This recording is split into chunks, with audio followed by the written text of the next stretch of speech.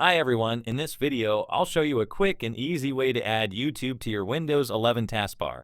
This is a great shortcut if you watch YouTube frequently and want to open it directly from your taskbar without launching your browser and typing the website address every time. Let's get started. First, open Google Chrome on your computer. Now go to YouTube by visiting youtube.com. Once YouTube is loaded, click on the three-dot menu in the top right corner of Chrome. From the menu, hover over Cast Save and Share, then click on Install App as Page. A pop-up window will appear. Make sure to check the option, Open as Window. This will allow YouTube to open in its own dedicated window, similar to an app. Now, click on Create.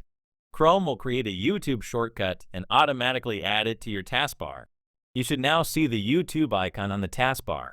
To test it, close your browser and then click the YouTube icon from the taskbar. YouTube will open instantly in its own window, giving you quick and easy access whenever you need it. And that's how you can add YouTube to the Windows 11 taskbar. Thanks for watching, and don't forget to like the video and subscribe to the channel for more Windows tips and tutorials.